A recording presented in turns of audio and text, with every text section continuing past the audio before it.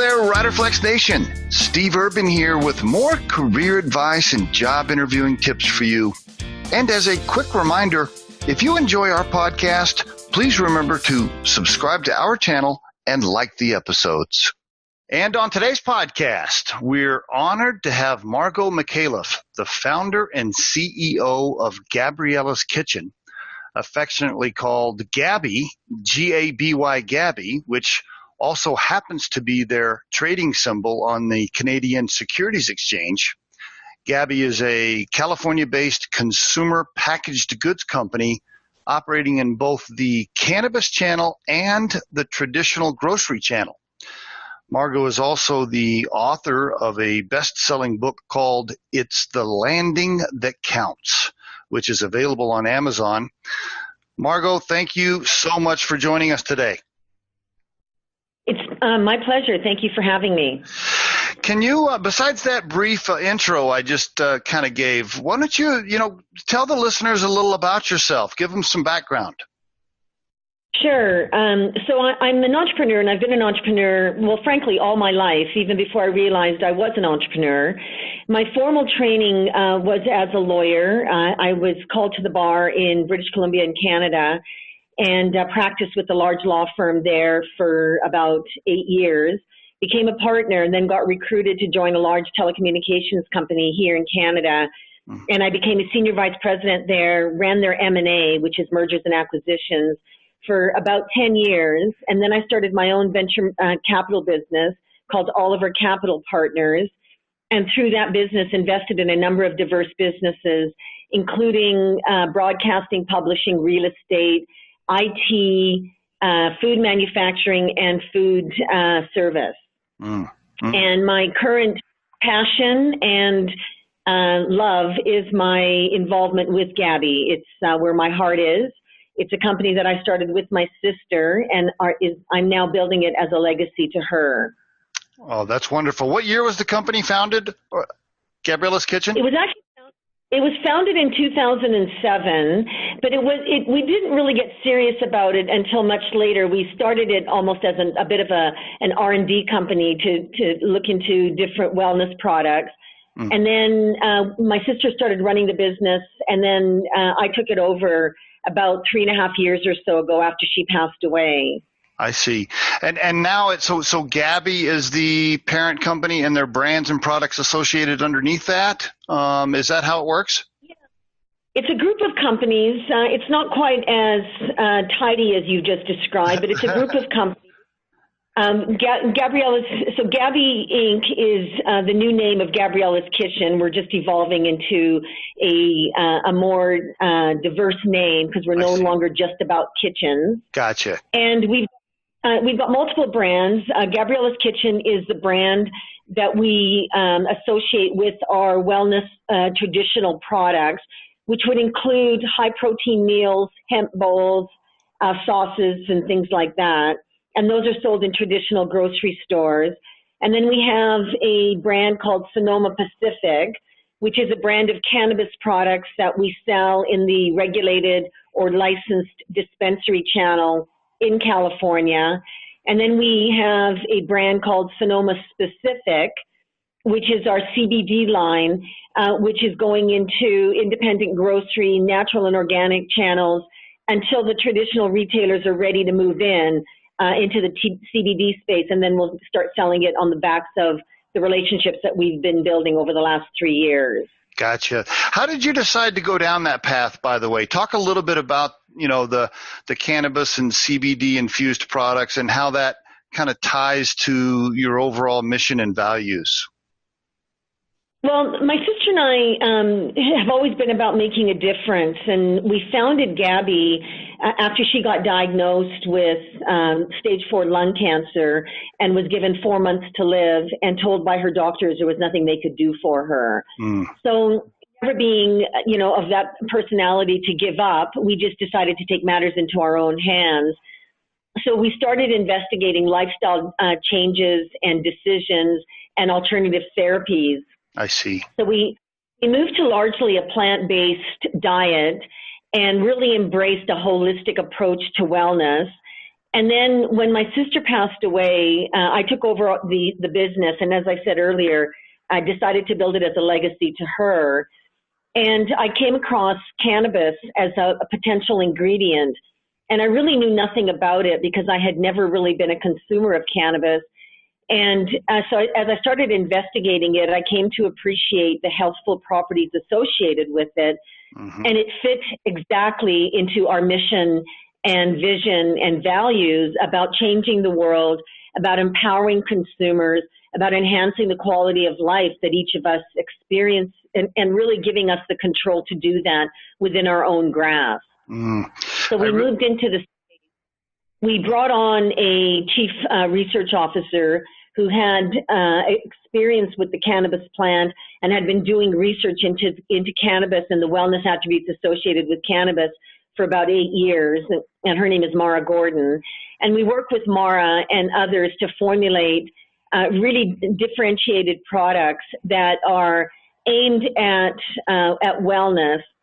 The cannabis market is still evolving, and people talk about it as if there are products that are aimed at recreational users and products aimed at wellness consumers. And really, any product that's on the market can be consumed for both wellness or recreational purposes. So we try not to make that distinction.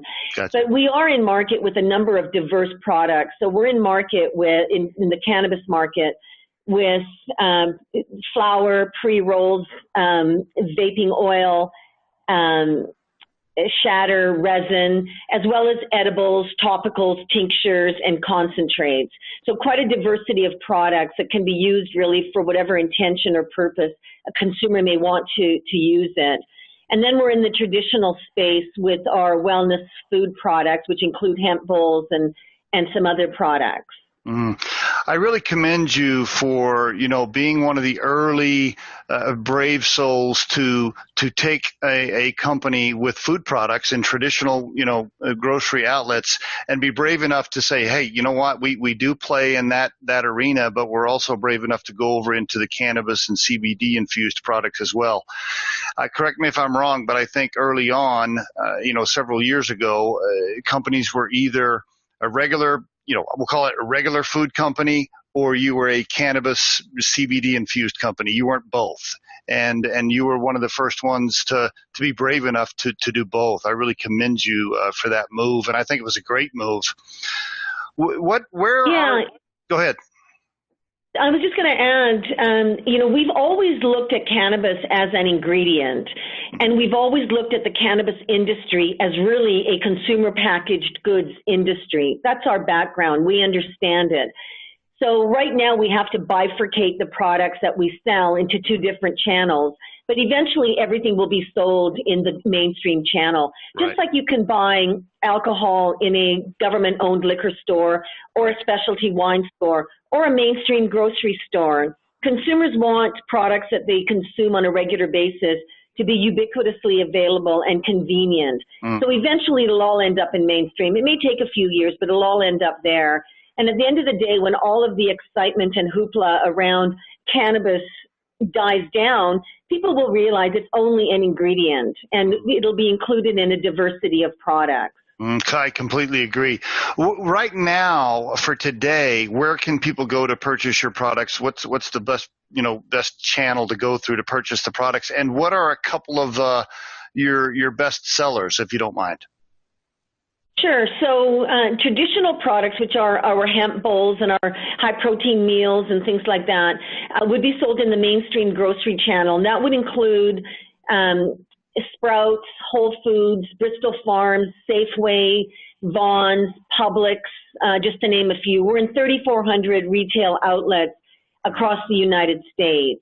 Great. Our CBD products are being launched initially in the state of California in independent grocery and the natural and organic channel. And then our cannabis-infused products, which would have, in some instances, THC, in other instances, CBD derived from cannabis, and in some instances, a combination of the two. They would be sold in the cannabis regulated or licensed dispensary channel. Right now, just in the California market. We're in around 80-odd dispensaries, including MedMen, Harborside, Harvest, Barbary Coast, Mankind, to name some of the ones that are a little bit more well-known than others. Gotcha. Okay. Thank you for sharing that. We have lots of entrepreneurs that listen to our podcast. So I'd like to ask a couple of questions on that topic. What would you say were some of your toughest hurdles when, you went from being a lawyer, then you worked for a company, and then you said, hey, I'm going to start this VC firm and do my own thing. What were some of your toughest hurdles early on when you started founding your own company? I've always been a very optimistic person, and I'm also very tenacious, which I think are the two fundamental characteristics that you need to be an entrepreneur. So, jumping in and starting these new businesses or buying a business that, was broken, that needed to be fixed, came really naturally for me because I am an optimist and because I see the path forward and I see the opportunity. I think the biggest challenge was in sometimes understanding what it took to get people to realize my vision. And in particular, I think about Gabriella's Kitchen, because I used to think that if you had a great brand, that people would come running to you to buy your brand. And that's just not the case. The reality is you can have a great brand, but so do, tens of thousands or hundreds of thousands of other people out there. Right. So you have to find a way to differentiate yourself from the crowd. And not only that, you have to get retailers to see the value proposition in your product. And then you have to get distributors to carry your product, to take them to those retailers. Mm-hmm. So it's a lot more time consuming and a lot more challenging than I would have first thought. And I actually, interestingly enough, see that same sort of naivete in a lot of the young cannabis companies that are trying to bring brands to market. Mm-hmm. Many of them might have a great, cheesecake or carrot cake or cookie or gummy that might be phenomenal and might even be differentiated from other products that are out in market, but they don't know how to get it to market. They don't know how to convince a retailer to carry them. And even if a retailer carries them, they don't know how to draw attention to the brand so that a consumer takes them off the shelf. And that's all trial and error and a lot of money and time that it took us to learn how to do all of that. Mm-hmm. Mm-hmm. So that's probably was one of the hardest things that I learned. And I'm so grateful to have had that journey and that experience and be able now to apply it and really grow our business in both the cannabis and the traditional space.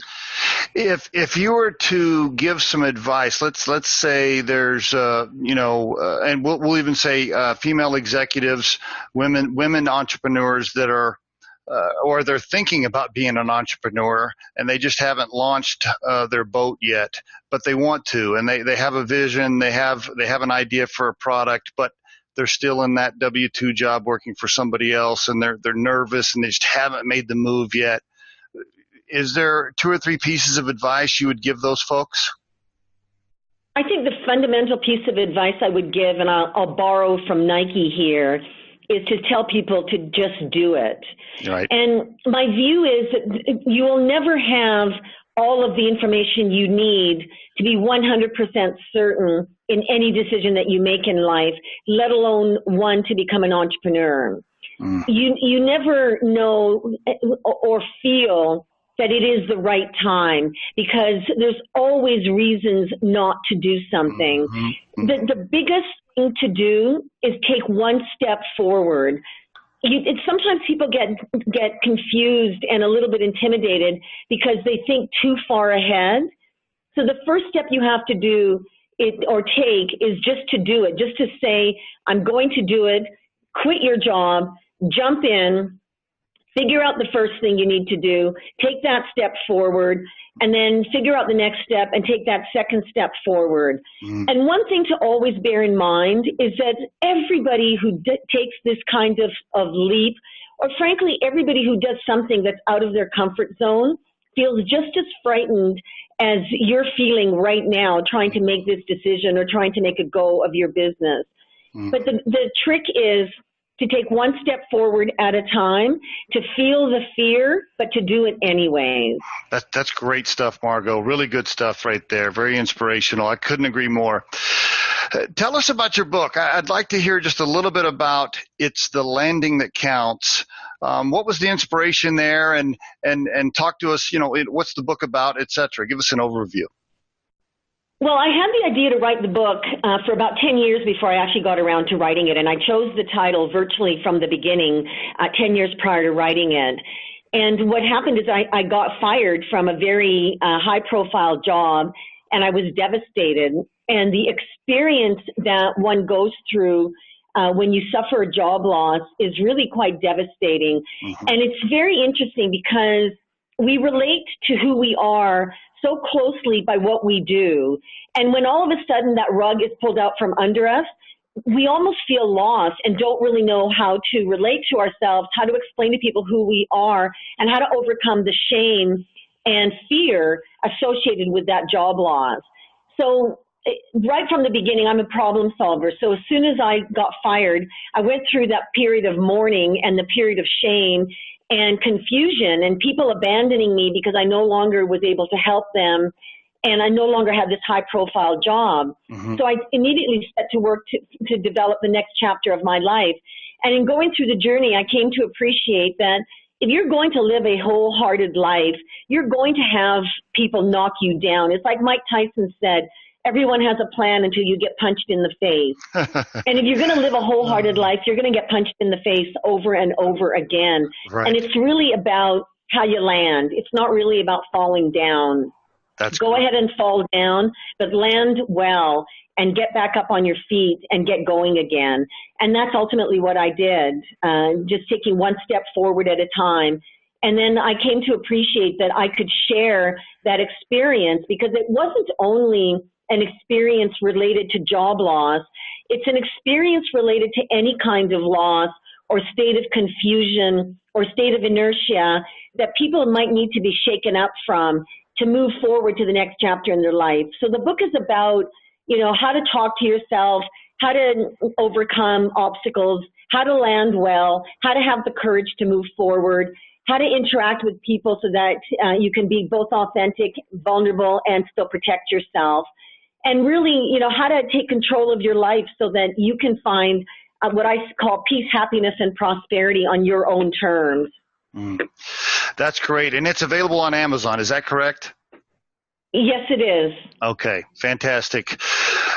So moving now, we by the way, some great career advice there in our first half of the podcast there. I want to move quickly now to job interviewing tips. That's the other thing we talk a lot about on the Riderflex podcast. I want to ask a couple of questions there. You have obviously at this point now interviewed and hired people for years, lots of experience doing that. On that topic, let's start with your own company. What type of candidates and personalities would you say work best within your own organization? So let me start by firstly saying that I think the most important skill set for any entrepreneur is to know how to build a team. Mm-hmm. And I've built a number of businesses in the past, and people always say to me, how did you do it? How do you manage so many different things that you do? And it's always, always, always about the people you surround yourself with. It's always about the team that you build. So I think the most important thing to invest in is in people and in resources to help you hire the right people, whether it's an executive recruitment firm or whether it's taking courses, but know how to hire because it's the most fundamental thing you can do for your own success. Mm-hmm. So what I look for when I hire people is people who are really self-starters and take initiative and responsibility for their actions. Because as the love of my life always says to me, there's only two skills you can't can't train for. One is height and the other is passion. So height doesn't really matter in my business, but passion really does.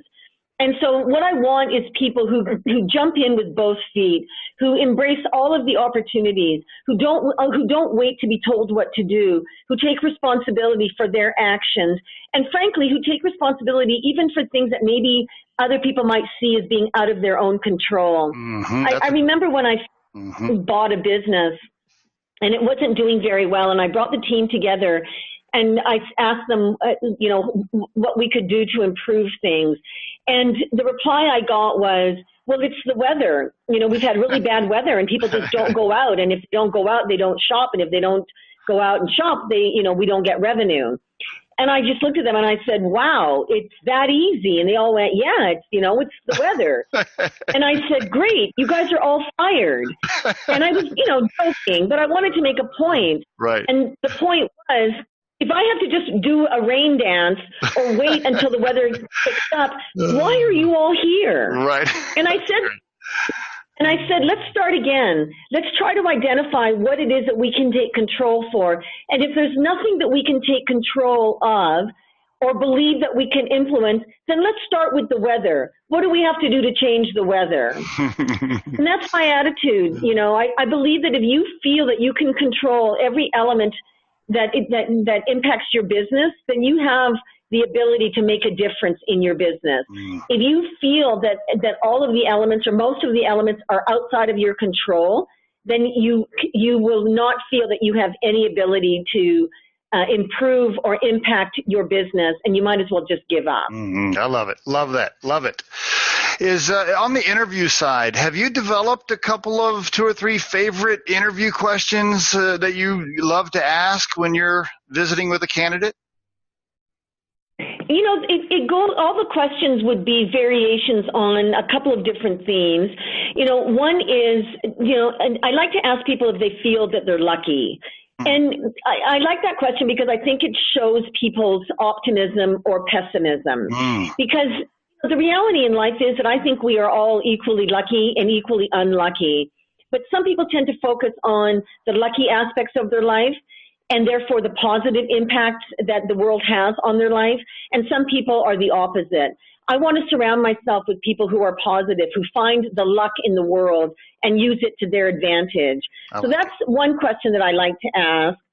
I also like to ask people about their previous employment and relationships, whether they're existing at the time they're being interviewed, or whether they've left and whether they left voluntarily or whether they left by force. Because how you talk about your previous employer and your previous colleagues will tell me how you're going to talk about me. Right. And I believe that we can all leave on good terms and we can all see the good in every situation and in every person. And that's what's going to allow us to do well in the future, is focusing on the good and focusing on the positive. Not having happy ears, being realistic, but focusing on the good.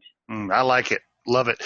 Are there common mistakes you see people make? And the reason I asked that question, the Riderflex podcast, we spend a lot of time giving tips on what not to do during the job interview. Are there common mistakes you routinely see people make during the interview process? So I think the first thing to think about is, what is your interviewer going through in order to decide what candidate they want to hire? And sometimes it can get overwhelming when you are going through a hiring process. It's very time consuming, and it can really be overwhelming when you're the decision maker. Right. And so I find that what people generally look for when they are interviewing people is not why I should hire this person, but why I should not hire this person. So it's kind of a brutal way to approach a situation. But frankly, every little mistake you make tells the interviewer that they ought not to hire you. So the biggest piece of advice I could give to somebody is be prepared. So that means make sure you are well groomed. Your shoes are shined, your suit or your dress or your outfit is appropriate. Make sure that you know how to pronounce your interviewer's name. Make sure you know where they're located. Do research and identify, what their hot buttons are, what their problem is. If they've issued recent press releases, make yourself aware of what they are. Be able to drop information to show that you've done your research. You're going to be compared against everybody else that interviewer is interviewing, and they're going to look for reasons why not to hire you, not reasons to hire you. hmm I think we've done over 200 podcast clips on job interviewing tips. And one of my most passionate recordings is just telling people, be prepared. Just be prepared. I am so amazed at how many times we will visit with candidates that just haven't done their homework. They're just not ready. They're not prepared. They haven't put in the time. It really blows me away when I see that. So I couldn't agree more. Be prepared when you walk in the door in all aspects. Yeah, and it's the little things, I mean, again, because interviewers are looking for reasons why not to hire, if people get my name wrong, I just find that annoying. And it's such a simple thing for them to get right that it makes me wonder whether they'll be sloppy in other projects that they might take on. So things lead to extrapolations of more significant behavior down the road. That's why it's all the little things are important. Yep, totally agree.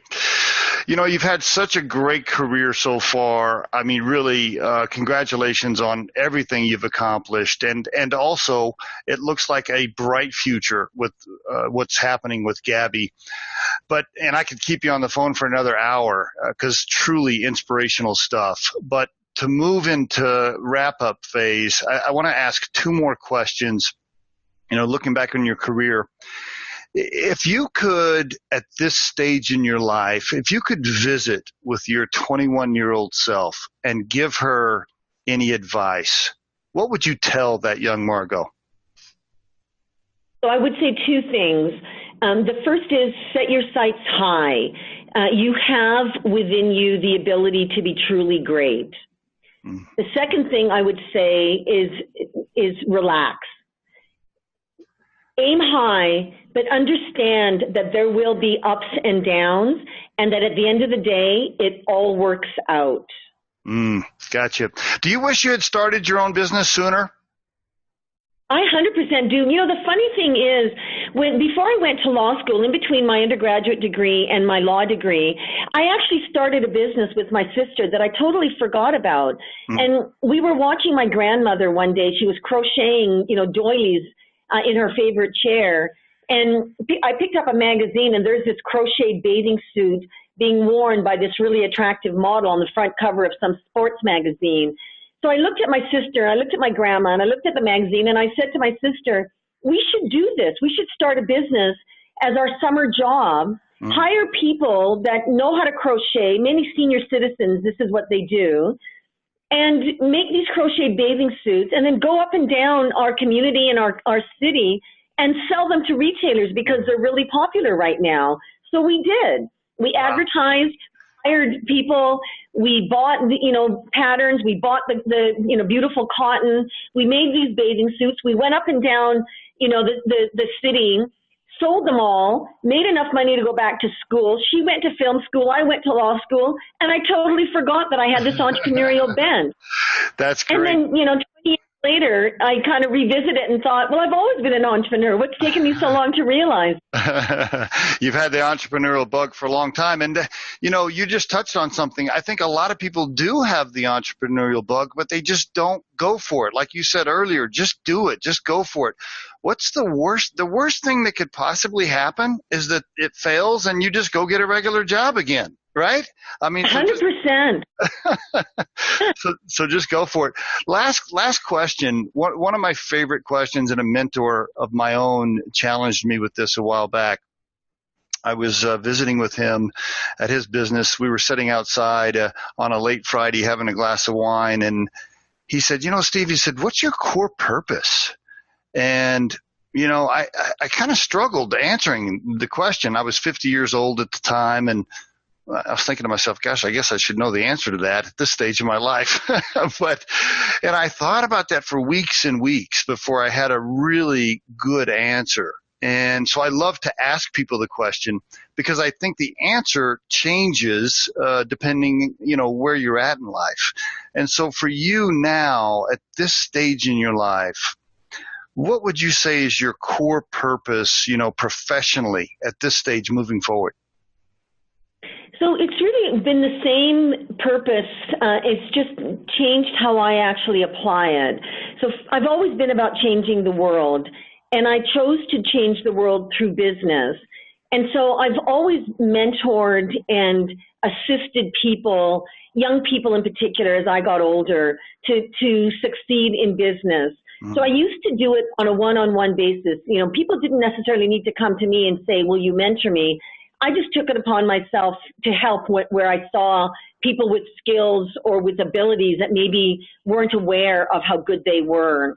So I used to do it one-on-one, almost being a cheerleader or a champion. And then I started giving public talks and speaking and trying to inspire people and help people believe in themselves. And then I wrote my book. So I went from influencing one-on-one to influencing maybe hundreds at a time to influencing hopefully thousands at a time. And now I kind of reverted back to one-on-one. What my goal is to help people, support people who have a desire to change the world through business. I want to help them succeed in that goal and in that mandate. Isn't it so rewarding to really mentor and help somebody and then see them become successful? It's truly, for me, the biggest reward in life. I mean, making the money and doing all those things and the financial stuff, that's all great. But boy, there's something truly emotional about helping somebody prosper in their own life, isn't there? 100% agree. I remember somebody saying to me recently, you know, thank you for everything you've done for me. I would never have succeeded without you. And I said, that's not true. I only opened the door. You walked through it. And sometimes that's all people need. And it is so satisfying. It really is. Well, Margot, you've been phenomenal, truly inspirational stuff. I really I appreciate all the conversation today. Congratulations on everything you have done and on the stuff you are doing. I wish you the best with Gaby. Thank you so much for being on the Riderflex podcast. My pleasure. Thank you for having me, and thank you for your help in the recruitment process. We've really enjoyed our relationship with Riderflex. We truly hope you find our material helpful and entertaining. And while our podcast can be heard across most platforms, including iTunes, Google Play, Spotify, YouTube, and SoundCloud, you can become a supporter of this podcast by visiting our show on the platform Anchor FM. That's anchor.fm/Riderflex. You can also send us your questions or suggested topics for future episodes to the email address podcast@riderflex.com or drop us a voicemail at 888-964-5876 extension 710. Visit riderflex.com to learn more about us. Thanks so much for listening, folks, and have a great day.